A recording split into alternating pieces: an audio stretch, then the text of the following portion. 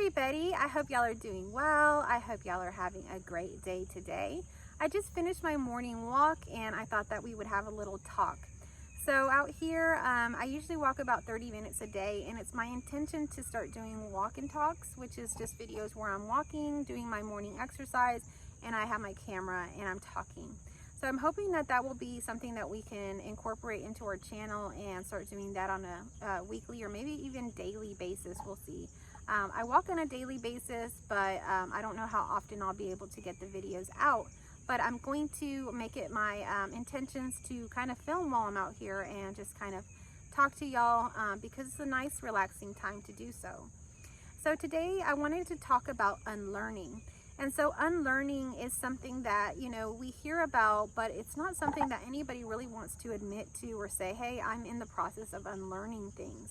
But really, unlearning is something that is actually a good thing to do. It's kind of pruning away all of the things that no longer serve you. And so it's actually a good process to be in. And what I find myself in is more and more, I'm not in the process of learning, I'm in the process of unlearning and unknowing, which is completely different than information, you know, and all of that, and the knowing side of things. So with knowing and having, you know, all this information, yes, we have a ton of information and we can learn and read books and know more things. But the thing is that information, there's plenty of it. There's lots of information. There's endless amounts of information. And now information is not something that's so far out of reach for us like maybe it used to be in our human history.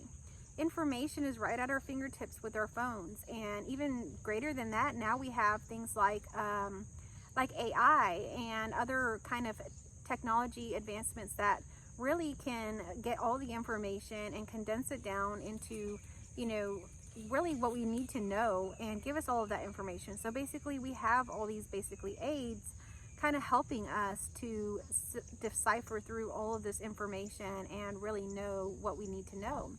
So a while back, you know, when I was growing up, teachers would say, you know, you need to learn this, you need to learn math, you need to do this and that, because you're not going to have a calculator at all times. You're not going to have a calculator in your pocket. Well, look at us now. We actually do have a calculator in our pocket. We have a calculator, we have a phone, we have a camera, we have a connection to the world, we have, you know, a filming device. We have so much just in that small device. And so all the information is really can be contained in that device, believe it or not. You know, there's just so much information, but, you know, intellectually wise or reading and all of that can be found on the internet and through books and things like that. But the phone alone contains so much information. We can ask Alexa, we can ask Siri, we can ask them questions and they will, you know, spout out the most accurate information that they have. And so information isn't so important now. Information isn't as valuable as you would think. And information is just information. Anybody can really access it. Anybody can really ask these robots and things for these questions and get these answers. So having a wealth of information is not exactly that important now. It's just not that valuable. Having some wisdom or lifelong wisdom and things that you've learned along the way, yes, that is a little bit, you know, that is definitely more important or valuable in my eyes than just a bunch of information. So while, you know, we grew up learning a bunch of information, really thinking that we weren't going to have a lot of access to it, that we really had to learn it, memorize it, and embody it, and just learn it, you know, where we have it in our brain stored at any time to recall. That's just not the case anymore. Of course, we can still continue to learn things and, you know, retain information. That's still going to be happening regardless of what we want to do or not do. But what I'm trying to say is that's not the main thing anymore. Things are changing in the world, and what's happening now is that people are starting to really realize who they truly are, their authentic selves, what they want to be, who they want to express, and what they want, you know, out of this life and things. And everybody's got their own path. Everybody's got their own gifts. Everybody's got their own ways.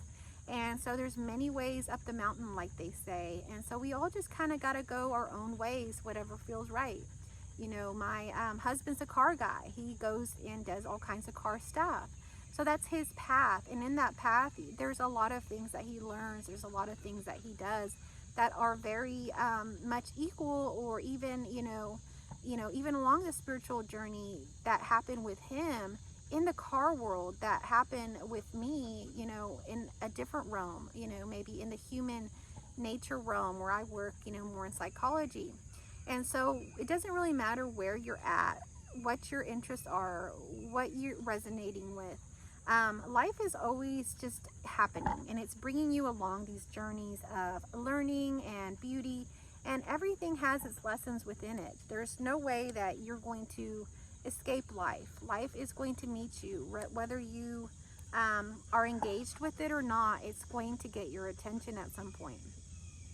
So what we're at now in society is kind of this state of unlearning.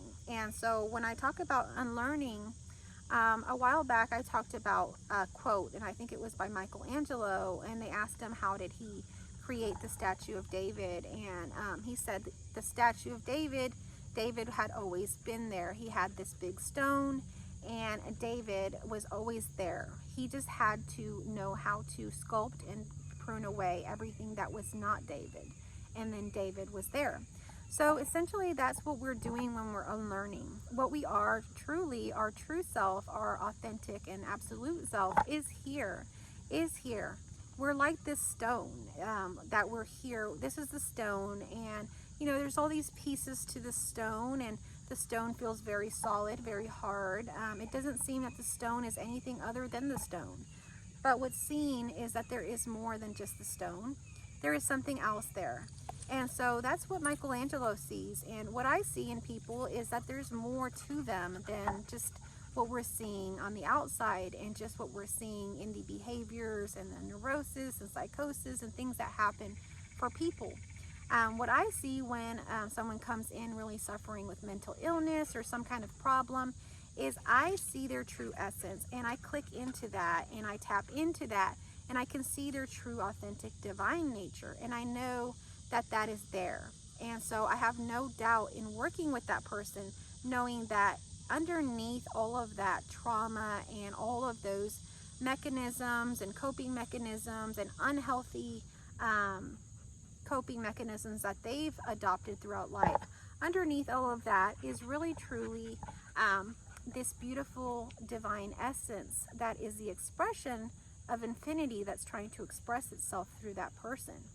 So when I see that, I really want to work with that person, and I don't really need to see it. I know it, because I know if anybody is existing in my reality, that person is completely divinely connected, and whether they see it or not, it's happening for them, and I will help them to uncover that. So what I do is work with people and kind of partner alongside them to unlearn all of these things that they've learned along the way to protect themselves. It's no longer needed. They're safe, and I create a level of safety and space where there's space and safety, within our sessions, within the, meetings and things that we have, depending on if they're in person or online. All of these things are really just to really support the person in feeling safe enough to take off all of those extra pieces of armor or clothing that they've added onto themselves in protection, really, from things that were very traumatic in life. And so I help people to take that off safely, in a very safe and loving way, and to where they can be who they truly are. But now they're vulnerable because they don't have all that armor. And so what do they have to be equipped with? They're equipped with love. And so I teach them how to use love and these higher frequencies and things like that to really go throughout life and not need this armor. We don't need armor. We don't need to cover ourselves. We don't need to be harsh. We don't need to be mean. We only really need love. And with having love, that's our greatest protection. And we don't even need the love or the protection, but it's there, and it's just part of what we've been given. And it's absolutely beautiful. So that's what I do, is I work with people to unlearn, uncover who they truly are, because we learn so many things in life about how to do these things, about protecting ourselves, and they're completely unconscious the majority of the time. So when we're learning to be passive aggressive, when we're learning to hold resentment, when we're learning to hold guilt, when we're learning to be judgmental, all of these sorts of things are coming out of protection because we don't feel safe. But when we can drop resentment, when we can drop guilt, when we can drop shame, when we can drop judgment, we can really begin to connect with ourselves and others in a real, genuine connection without that fake armor that's blocking anybody from actually getting to us. So what this does is it really blocks you. All of these coping mechanisms that are for the most part unhealthy, they're blocking you from your true self. So when I say that you're love, or when I talk about that you are love, I'm not talking, that's literally what I mean. I mean, you are love. I don't see you as whoever you say you are. You might be telling me you're Billy, but you're not Billy. I see you as love, because the way that I experience life now through me is literally when love is happening, I'm love. When anger is happening, I'm anger.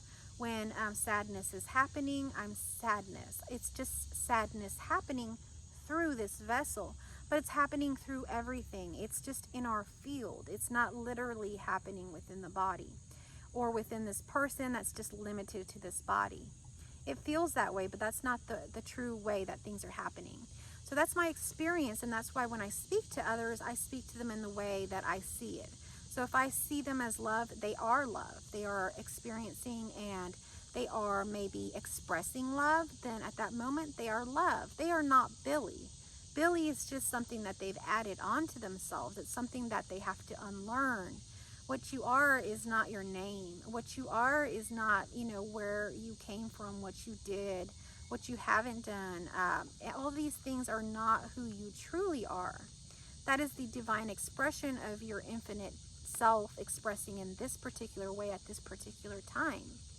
And it's beautiful. So it's okay to express it, but at the same time, we can't cling to that thinking that that is all that we are, or we miss out on the beauty of everything that we truly are, which is literally everything. And we are in connection to everything. So I can literally tap into the beauty of anything at any moment. And this dog here is with me right now.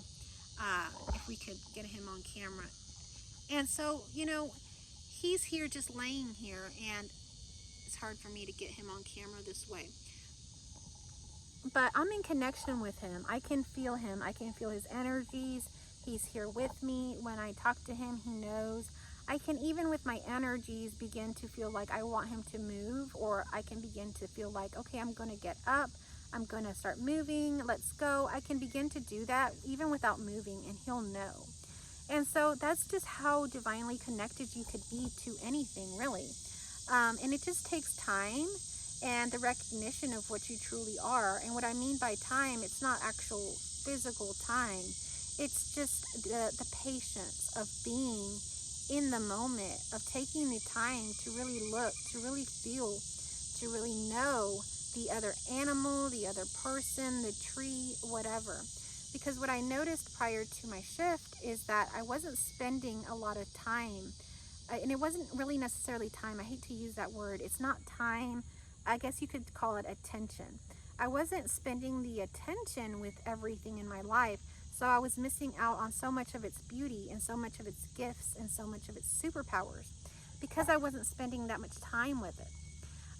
Again, it wasn't time. I think it would be more attention, because when my shift happened, my eyes opened and I could actually see things for what they really were. And it was so much more beautiful, and I had noticed that I was missing so much prior to that. So it may be a thing of attention, of giving things a little bit more attention, and in turn those things will begin to kind of show you what they truly are underneath all of that stuff that's really hiding them, and all that stuff that we really need to unlearn to be able to shine our true light. So what do we have to unlearn? We have to unlearn all of those things, like resentment, like holding grudges, like being angry over things that are only temporary, that aren't really here and now, that are always changing. If we're angry, if we're holding on to things, if we're clinging to things that are constantly moving, does that make any sense? That are constantly changing. Nothing is ever the same. This tree is not the same as it was a few moments ago. I'm not the same as I was a few moments ago. My dog isn't the same. Everything is always changing and new in every moment. And so that's what's happening. And because of that, we can't ever pinpoint anything. We can't ever know anything. There's a whole lot of unknowing. So there's unlearning and there's unknowing. And in that unknowing and in that unlearning, we really begin to see the beauty of everything that is and begin to see the miracle of everything that is. So we really just need to begin to kind of go back to basics, really.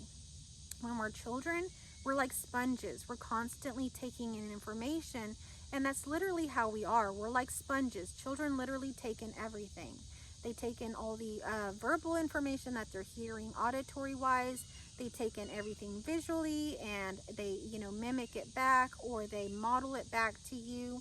There's a lot of imitation in learning, in how we speak, how we act, our mannerisms. Children are observing and taking in all of this at all times. And they're taking in our negative or sometimes unhealthy coping mechanisms as well. So if mom uses shopping to cope with stress, then the child will learn to do that as well. So it's just something that's learned, and children are learning constantly. And as we begin to get older, our learning kind of shifts. We're not learning and taking in as much and retaining as much. We've taken in so much that we're basically full of information. We're full of information. And so now all of this information begins to be bothersome, begins to be a problem for us because we have so much. Whether we realize it or not, all of that information is too much. It's too much for us to handle. And that's why, a lot of millionaires, billionaires, and people like that, they have very simple wardrobes. They just might wear black every day, a black shirt, black pants, or white shirt, black pants. Or maybe they have they also have very stable relationships a lot of times.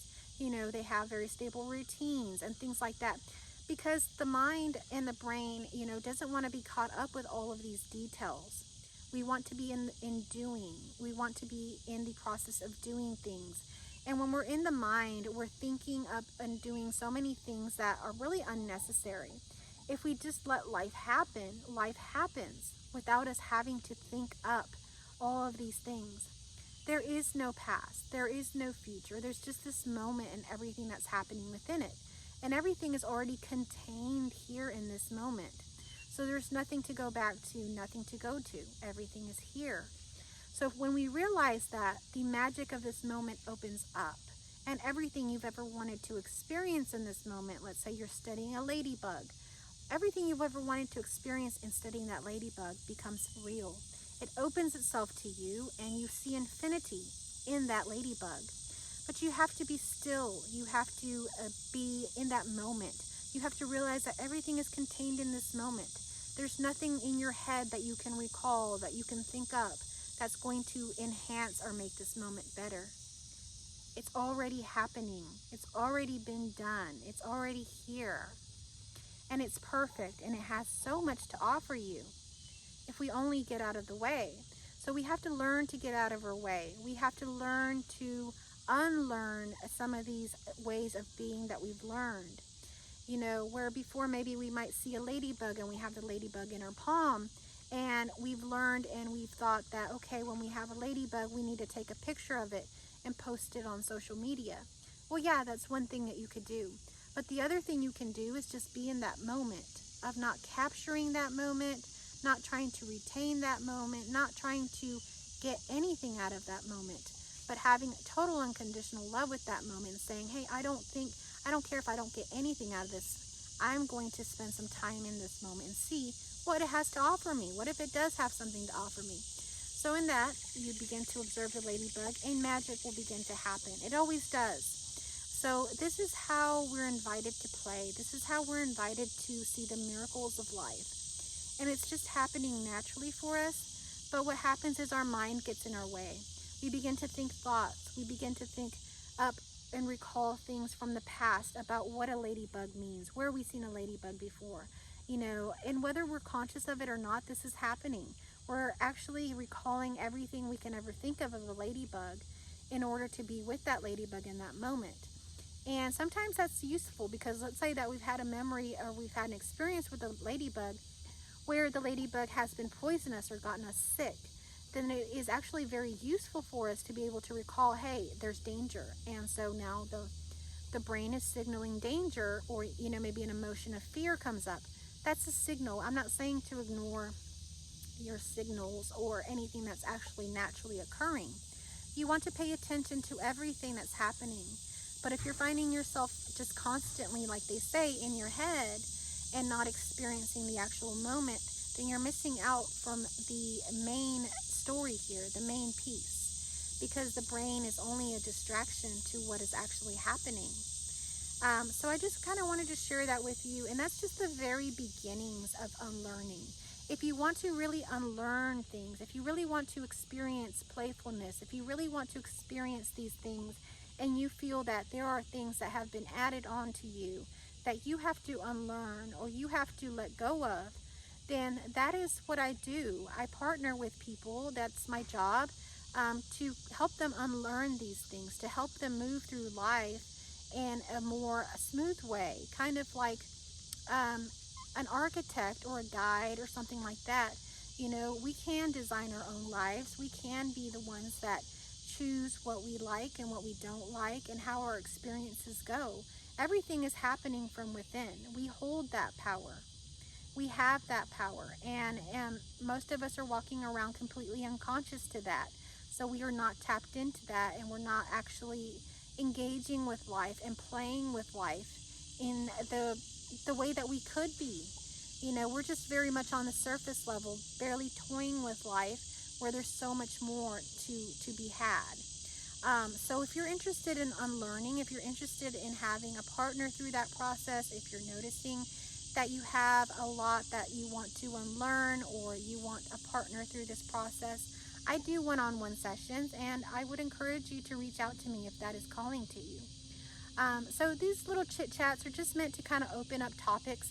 Later on, I do plan to really make a more dedicated video to unlearning and really talk a little bit about that a little bit more, and how that all occurs, and what kind of things we can unlearn, and what kind of things happen when we unlearn things. So I hope that you have a beautiful rest of your day in this journey of really unlearning, because we learn and take in so much as children, and as adults, as we get closer and closer to our older age, let's put a number on it, let's say 100 years old, as you get closer to that age, what should be happening is a pruning process of unlearning things and really sticking with what resonates and what actually feels right for your heart. So as you move along in this process of life, I hope that you've learned a lot, and that you retain and keep those things that have been the best things that you've learned, and everything else, I hope that you can let that fall away for you, and you can let it be a process of unlearning and unknowing, because that is where the beauty is, that is where the love is. And I know it doesn't make much sense, but that is where it is.